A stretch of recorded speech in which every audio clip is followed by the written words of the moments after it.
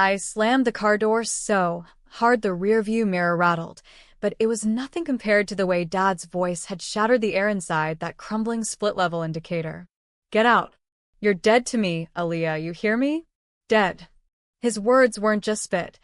They were venom, laced with the kind of Southern Baptist righteousness that could curdle milk. And the kicker? He said it while I was elbow-deep in his hospital bills, the ones stacking up like Jenga blocks ready to topple our whole damn world. I'd come home from my double shift at the auto shop, grease under my nails and sweat soaking my bandana, expecting maybe a lukewarm thanks for wiring him another $500 for my paycheck. Instead, I walked into the kitchen to find him hunched over the table, that yellowed envelope from the collection agency clutched in his fist like a grenade. His eyes, bloodshot from the pain meds and the whiskey he swore he'd quit, locked on me like I was the Reaper himself. You did this, he growled, shoving the letter at me. Your mess. Your fault. My mess? I'd spent the last 3 years covering for him, lying to the nurses, forging his signature on those consent forms when the cancer treatments got too experimental, too pricey. But that wasn't the betrayal he was choking on. No, it was the secret I'd buried deeper than his tumors, the hidden run he'd caused back in 18, the one where he plowed into that pedestrian on I-85 during a bender. I'd taken the fall for it, switched plates on my old Civic, confessed to the cops like a fool in love with the man who raised me. Community service, probation, a record that killed my shot at that nursing program. All so he could keep his CDL and his pride. But Dad? He never asked, never thanked. And now, with the medical debt ballooning to 6 figures and the bank breathing down our necks on the mortgage, he decided I was the villain. You think I don't know? He'd hissed, his voice cracking like the linoleum under our feet. About the money you're skimming? For that no-good boyfriend of yours. Lies. All of it. Jamal hadn't been around since the lockdown, ghosted me when the world went to hell. But in Dad's fever dream world, I was the thief, the betrayer. I didn't fight back. Not then. I just grabbed my duffel from the hall closet, the one with the spare work boots and the photo of Mom smiling in her nurse's scrubs before the aneurysm took her, and walked out. The screen door slapped shut behind me like a judge's gavel. Neighbors peeked from behind curtains in that nosy-ass cul-de-sac, the kind of place where azaleas bloomed pretty, but gossip bloomed uglier. By the time I hit the Honda's ignition, tears were blurring the taillights of his truck in the drive. 28 years old and homeless in the ATL suburbs. Shocking? Hell yeah. Controversial? Try explaining to a black girl from the South why her dying daddy just excommunicated her over debts she bled for. That night, I crashed at Tasha's, my girl from the shop, in her cramped apartment off Morehouse. We split a bottle of Hennessy and a pizza loaded with extra pepperoni, the kind that leaves grease stains on the coffee table like war wounds. Girl, your pops is trippin', she said, braiding my edges back while I scrolled Zillow on my phone, half joking about squatting in a mansion. But as the liquor loosened my tongue, I spilled it all. The accident, the cover-up, the endless ER visits where I'd hold his hand and whisper, "We got this, Daddy." Tasha's eyes went wide, then narrow. Aaliyah, that's not just betrayal. That's a whole felony family reunion. By dawn, with a hangover pounding like bass from a trap house, I was done playing the martyr. I fired up the laptop Tasha lent me and dove into the digital rabbit hole. Dad's medical records were a mess, Medicaid denials, experimental trials he'd signed up for without telling me, bills from Piedmont that read like a death warrant. But buried in the patient portal, under his login, password, Mom's birthday, because irony's a bitch, was something else. An email chain. From a law firm in Buckhead. Subject: settlement confirmation. Confidential. My heart jackhammered as I clicked. It was from 5 years back, right after the hit and run. Dad hadn't just walked away clean. He'd lawyered up with some sleazy firm that specialized in discrete resolutions. The victim, an undocumented construction worker named Raul, hadn't died, thank God, but he'd been paralyzed from the waist down. Instead of facing manslaughter charges, Dad had settled out of court. $2 million, wired to an offshore account. But here's the twist that made my stomach flip. The payout wasn't just hush money. It was leveraged. Raoul's family, desperate for green cards and medical care, had signed NDAs, but one clause stuck out like a sore thumb. Dad's lawyer had looped in a silent partner, a real estate mogul named Harlan Voss, who'd fronted the cash in exchange for a cut of the future upside.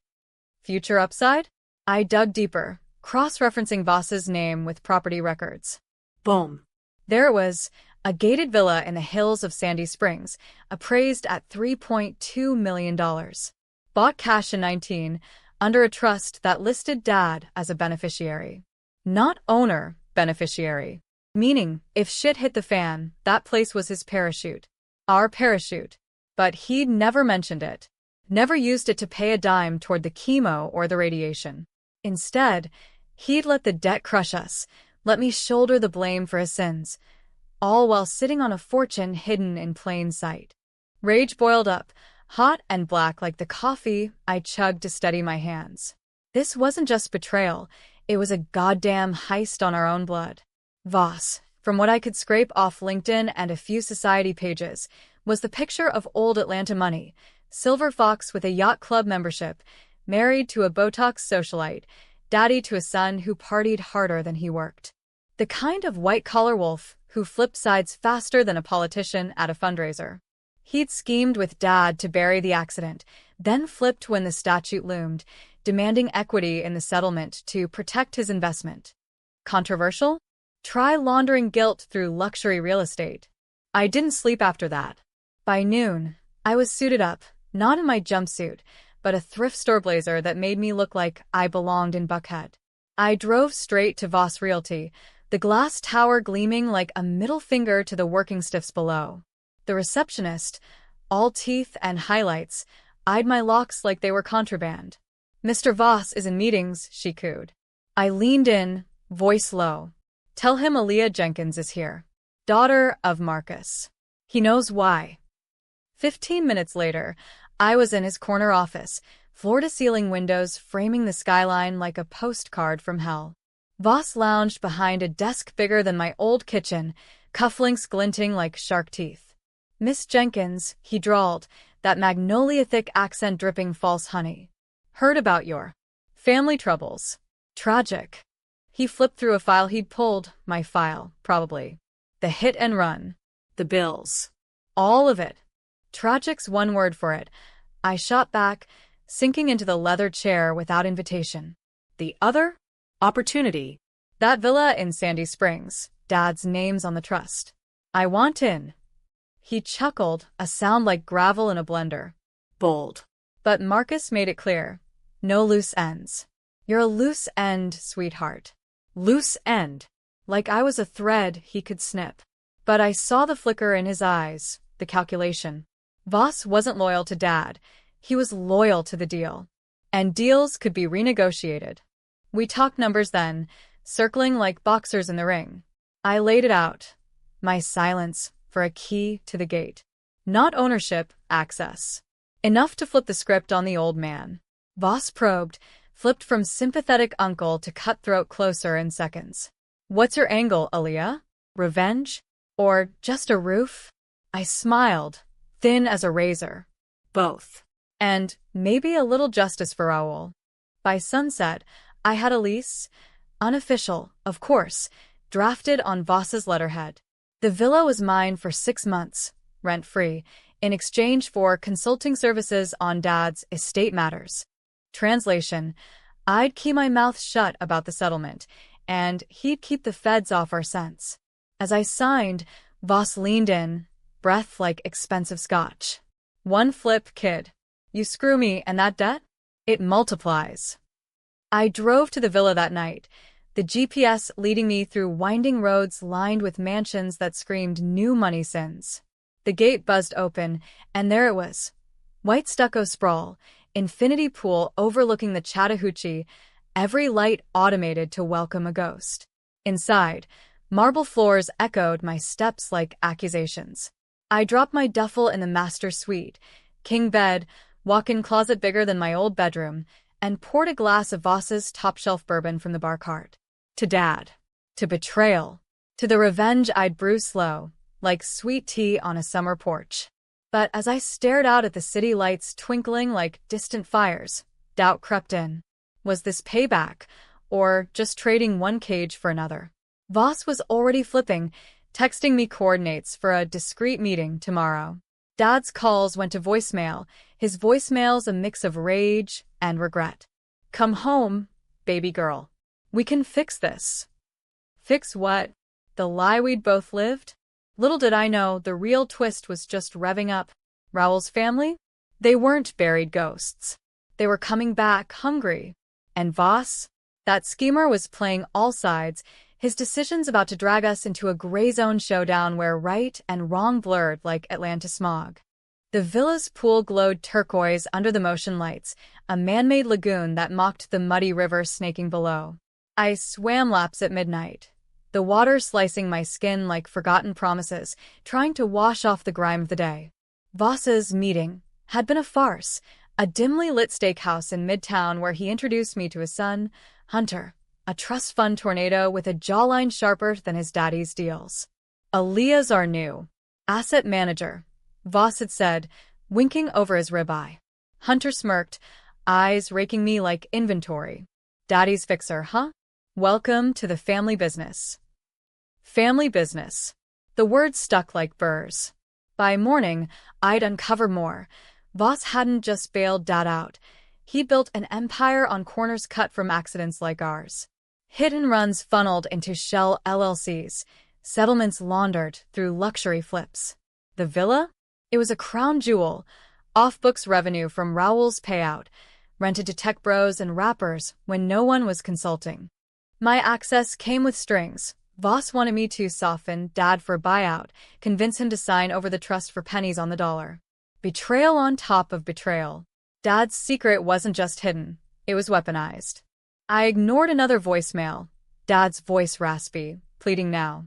Aaliyah, the pain. It's bad. Come back. I didn't mean. Click. Part of me ached to floor it back to Decatur, hold his hand through the next round of morphine dreams. But the other part, the one forged in ER waiting rooms and courtrooms, whispered revenge sweeter than reconciliation. I'd pay the debt, all right. Quietly. On my terms. That's when the first flip happened. A knock at the villa's door, 2 a.m., urgent as a heartbeat. I peered through the peephole, a woman in a hoodie, mid-40s, skin like polished walnut, eyes shadowed with a kind of weariness that comes from too many vigils. Señora Jenkins? Soy Maria. Raoul's wife. My blood iced. How? But I opened the door, because secrets have a way of clawing out. Maria slipped inside like smoke, glancing over her shoulder at the empty drive. She spoke in clipped English, laced with a Salvadoran lilt, stories of vigils at Grady, of Raoul's chair-bound days welding scrap in a garage that smelled like despair. Your father. He pay us to forget. But Voss? He promised papers. Visas. Lies. She'd tracked me through the law firm's leaks, a PI buddy piecing together the Jenkins puzzle. Turns out, Raoul hadn't signed away his soul for nothing. There was a clause, buried deep, for reparative equity. A stake in the villa. Voss had flipped it into a ghost provision, but Maria had the original docs, smuggled out when her cousin worked the firm's mailroom. We sat at the kitchen island, granite cold as Voss's heart, sipping herbal tea from my duffel stash. Maria's hands trembled as she slid over a folder, yellowed pages thick with legalese. Raoul died last month. Cancer. Like your father. The parallel hit like a sucker punch. 2 men, chewed up by the system, one white-collar enabler profiting off the bones. We need the money. For the kids. For justice. Justice. The word hung, controversial as a protest sign on Peachtree. I flipped through the docs, my mechanic's fingers smudged on the fine print. There it was, a side agreement, initialed by Dad in a drunken scrawl, granting Raoul's heirs a silent lien on the property. Voss had buried it, but it was ironclad. If invoked, it could force a sale, half to Maria, half to the trust. Enough to wipe Dad's slate, and then some. But activating it? That meant war. Suing Voss meant exposing Dad's role, the hidden run, my cover-up. Prison for him, Scandal for me. And Maria? Deportation risks, even with her green card push. Help me, she whispered. You know betrayal. I did. Deep as marrow. But helping her meant flipping my own script. Revenge not just on Dad, but on the machine that made him. I nodded slow. We're in. But Voss first. He's the snake. The next days blurred into a tense tango. By day, I played Voss's game. Zoom calls with Dad, voice modulated sweet as pecan pie. Daddy, I'm at a friend's. Saving up for the bills. Lies he swallowed, coughing through the line. By night, Maria and I schemed in the villa's media room, screens glowing with hacked emails and property liens. Hunter started sniffing around, dropping by unannounced with gifts. A bottle of Veuve, a flirtatious grin. Dad says you're special, Aaliyah. What's your poison? I played along, letting him think I was the mark, all while slipping questions about the trust. He flipped easy, from cocky air to loose-lipped braggart after one too many shots. Old man's got skeletons, babe. That Jenkins deal? Daddy's masterpiece. But it's cracking. Cracking, all right. Dad's health tanked, another yard dash, this time for sepsis. I drove to Piedmont incognito, hoodie up, heart pounding past the nurses who'd once called me Angel. He looked small in the bed, tubes snaking like accusations. Aaliyah? His eyes fluttered open, recognition dawning slow. My girl. Forgive me. The words cracked something in me, a dam I'd built from resentment bricks. I squeezed his hand, the one that used to fix carburetors on lazy Sundays. There's a way out, Daddy. But it costs. He confessed then, in whispers between beeps, the booze-fueled swerve, the panic, the call to Voss from a payphone at a Waffle House. Thought I was protecting you. Us. Protecting? By letting me rot on probation while he played beneficiary? But his tears were real, salty as the grits he'd burn on Mother's Day. I told him about the villa, the lien, omitted Maria for now. His face crumpled. That devil Voss. He flipped on me last year. Demanded more when Raoul's boy started asking questions. Said it'd ruin us all. Ruin. The word echoed as I left, the hospital's fluorescent hum chasing me to the parking lot. Voss was flipping again. I got a text. Meeting. Now. Loose lips. Panic spiked. Had Hunter spilled? Or Dad? I raced to the steakhouse, but it was a setup. Voss waited alone, flanked by two suits who screamed P.I. Aaliyah, darlin'. Playing both sides? Naughty. He slid a photo across the table, me and Maria at the villa gate, time-stamped. Maria Vargas. Interesting company. Raoul's widow? That's a wrinkle. My pulse thundered. Controversial didn't cover it. This was checkmate. Voss leaned in, voice silk over steel. Sign the villa back, or I unbury everything. Your daddy's accident. Your perjury. Her fraud. Fraud? Maria's docs were legit. But in his world, truth was malleable. I countered, voice steady as a V8 idol. Or we invoke the lien. Sell it all. You lose the most. He laughed, but it was brittle. You think you're the Avenger? This is America, girl. I built it. Built it on backs like Raoul's, like mine.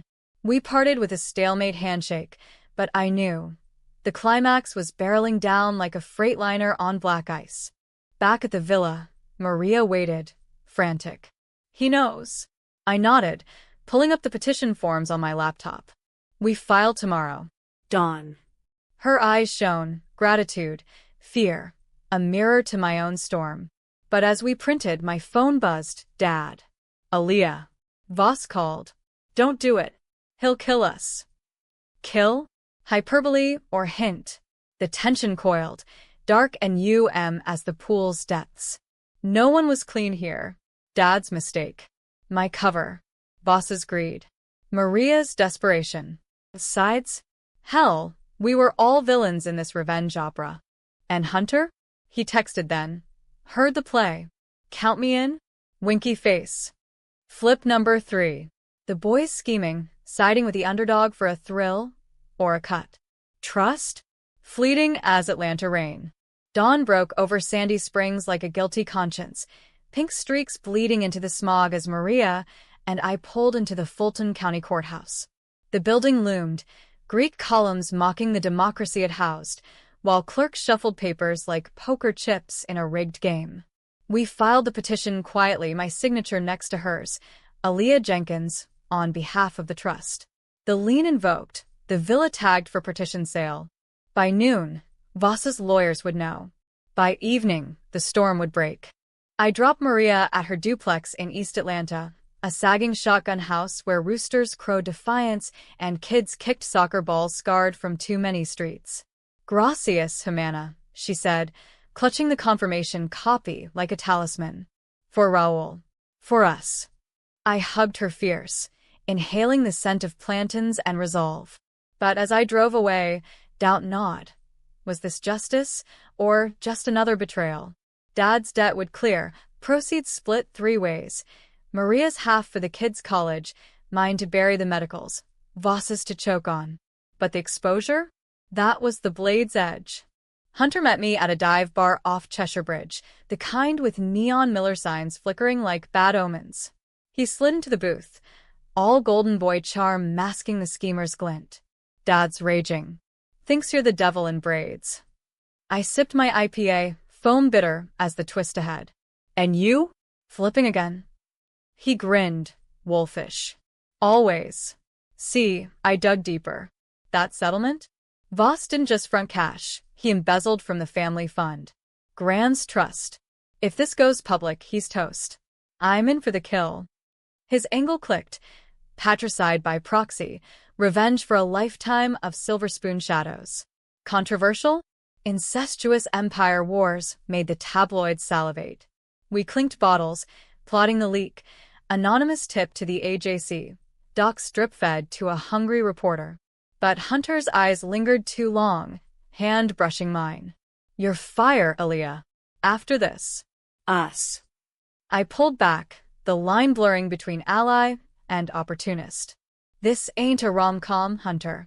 It's reckoning. The calls started at dusk. Boss first, voice of velvet noose. You filed? Bold, stupid. Retract, or I bury you all. Threats veiled in legalese, defamation suits, IRS audits, whispers of IC for Maria. Then Dad, from hospice now, voice a ghost wheeze. Baby girl. Voss says he'll confess everything. The accident. Me. But twisted on you, say you drove. My blood ran cold. Dad flipping? Covering his ass one last time? Or Voss's puppetry?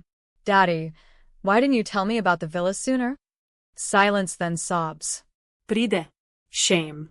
Thought I could fix it. Pride. The American gospel, killer of kings.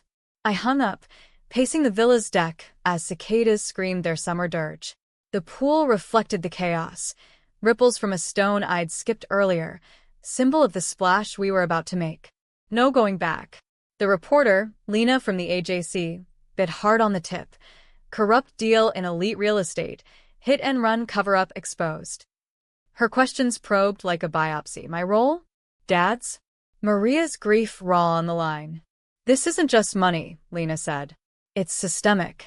Black family crushed, immigrant erased, white mogul profits. Systemic. The word hung heavy, forcing the divide. Readers would split. Me a hero for the wronged, or a perjurer dragging Dad to ruin. Voss the villain, or shrewd survivor. By midnight, the story dropped online, shares exploding like fireworks on the 4th. Comments flooded. Karma's a bitch. Snitch. Finally, some accountability.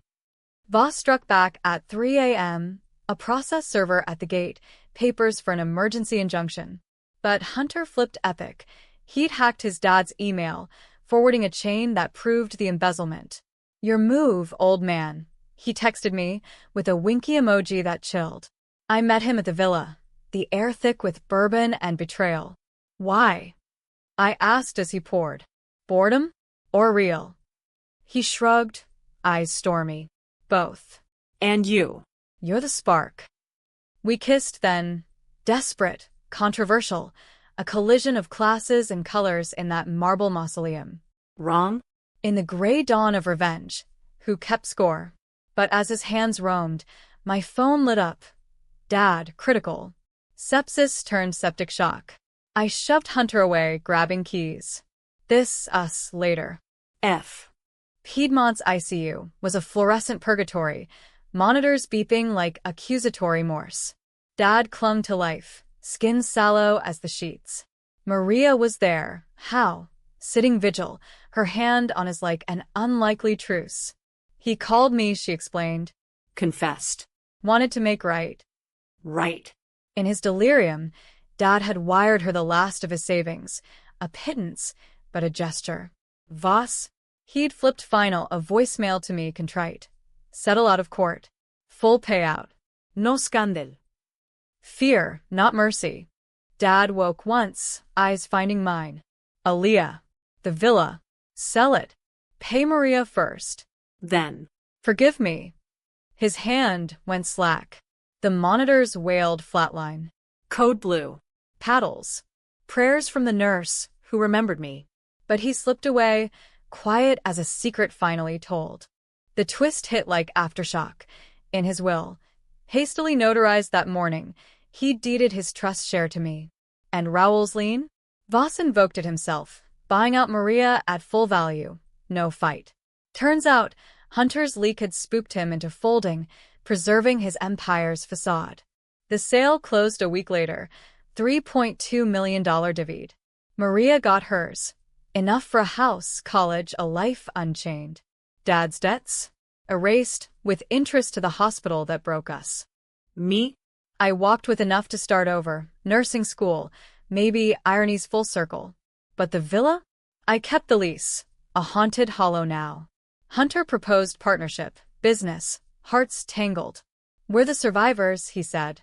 But as I stared at the pool, Dad's ghost rippling the surface, I wondered, survivors, or just the last flipper standing? The AJC ran a follow-up. Justice or vendetta? The Jenkins legacy. Comments raged, heroes, villains, shades of gray. No one's hands clean. Mine least of all. Revenge? It paid the bills, quiet as promised. But the cost? A family fractured, secrets scorched. A happy ending? Tragic footnote? You decide. In America, that's the real hook.